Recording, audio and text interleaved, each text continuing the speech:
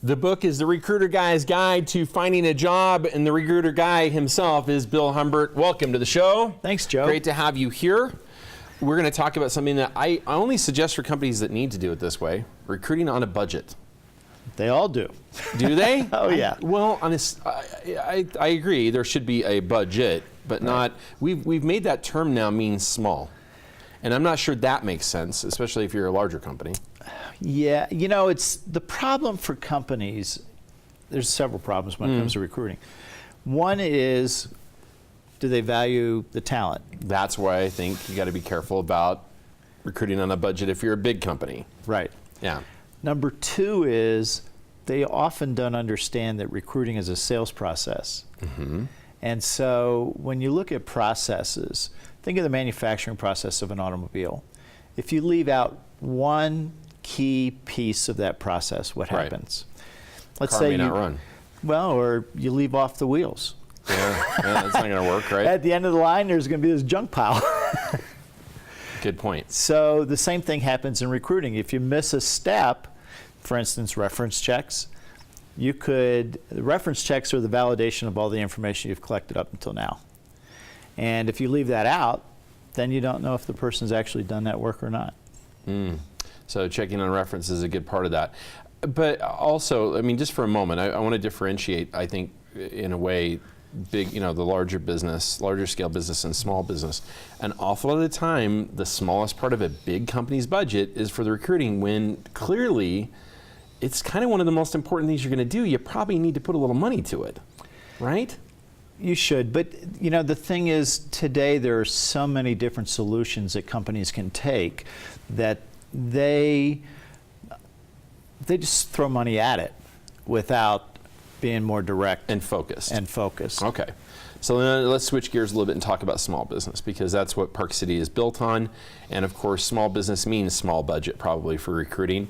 Right. Now, one key area here to consider is housing.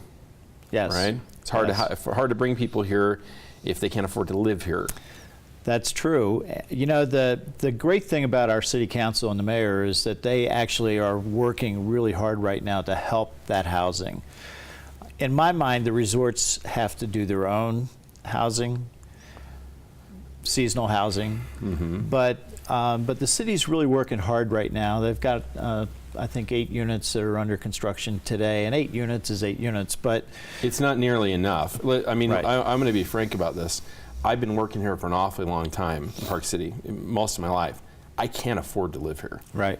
And I'm not, and that's kind of funny when you look at what I went and got the numbers the other day. So for low income housing, you can make like 70 grand. 80. And still not have enough money to live here. Right. It's pretty substantial. Yeah. And it's a Herculean effort for most of our employees in this town. That's true. And so that means that we have to draw people here from outside of here. Right. Until we get at least something going for housing for we're probably bringing workers. people in, which means you've got to look at recruiting a different way. Exactly. Okay, how's that? Well, what most companies want to do is they want to post their positions online. Yeah. And it's been interesting to me because since Monster got started and Online Career Center back in 1993, and then they ended up merging, and then you had Career Builder and all these other online companies coming. Indeed, and everybody else. Exactly. What's happened is people just assume that that's how they're going to find the best candidates. Right. But there's a problem with that. And here's the problem. You post, and then you pray that the right person happens to be looking at your posting. Right. That's not really effective. No, it's not. It's not for several reasons. Because one, we found that, and this is based on the numbers that are out there, that most people are found through direct connections to the employer. That's right. They're networking. Or indirect through networking. Yeah. Actually, my current client is Cache Valley Electric, and we had a marketing director position open, and I went out and started recruiting, talked to some people. I talked to 4 candidates, and the job was filled last week because someone networked directly with the president of the company. Wow. It works. Just like that, done. Yeah. So doing that through what? What are some of the ways that you would do this? Through relationships, friendships, obviously. One of the other ones, obviously, LinkedIn, right? It's a good place to do that. LinkedIn is, that's my hunting ground. Yeah. Yeah. Okay. I go directly and recruit a lot of people out of LinkedIn. All right. So what do you think some of these smaller companies can do? What are some of the best things that they can do for recruiting? Well, let's divide it between two different groups. Let's divide it the retail side Okay. and the nonprofit side. All right. Okay. Retail side, people come into your store.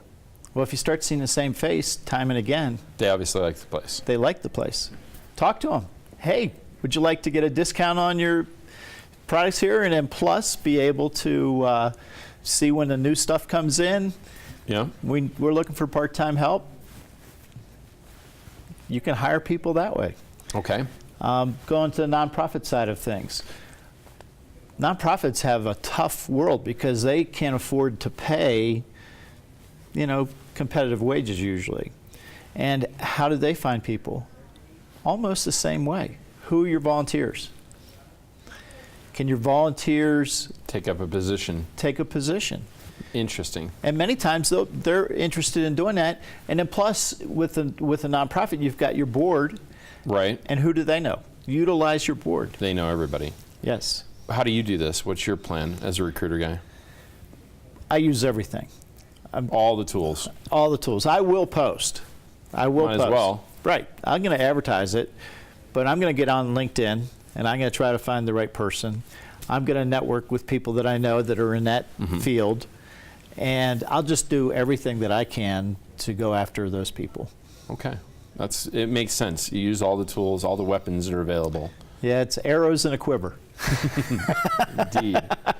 Speaking of that, you've had a few arrows shot at you lately with opportunities. Talk to me about this. You've been out doing a lot of speaking engagements, among other things, but also some teaching engagements, so to speak. Yes, my speaking business is really taking off right now, and I am. Today, actually, at 11 o'clock, I have a webinar that I'm running, recruiting on a limited budget. There we go. Can you imagine? How about that? Yep. And I also am speaking at the Standard Examiner Career Fair at 10 o'clock on the 16th up in Ogden. Excellent. And speaking to the University of Utah Alumni Job Club on May 25th for the Alumni Career Fair that's coming up on June 1st. And that's something else these companies can do, is jump into these career fairs and work these career fairs and meet people live and in person. Well, there's a couple. Isn't there one in May coming up right away too? Earlier in May. There's one at May the Chamber. 10th. Yeah, there's one the before heroes. that this Hiring our week. heroes. Yeah, this week there's one the Chamber is running down Wasatch Brew, I think it is, down Salt Lake. And then May 10th is hiring Utah's Heroes. Right. May 16th is the Standard Examiner Career Fair, Wow. and then June 1st is the University Alumni Career Fair. I guess it's hiring time again. It is hiring time again. Wow. And then did you really turn down a trip on one of these? Sadly, I had a prior commitment, but Amsterdam? I had an opportunity to do a 4-hour interview training session in Amsterdam for a global company there, and I had to turn it down because of the date. Wow. Yeah, sad. I hope whatever it is that you took instead is important, because I would have gone to Amsterdam, barring anything. Suddenly there's an emergency in Amsterdam that I need to attend. Exactly. To. So, well, anyway, recruiter guy Bill Humbert, as always, appreciated. You can find more in his book, The Recruiter Guy's Guide to Finding a Job, sold in fine bookstores and online. We've got a lot more coming up here on the Mountain Morning Show. Jim Bisley is here. He'll tell you about recruiting a new place to stay. How about that, right after this?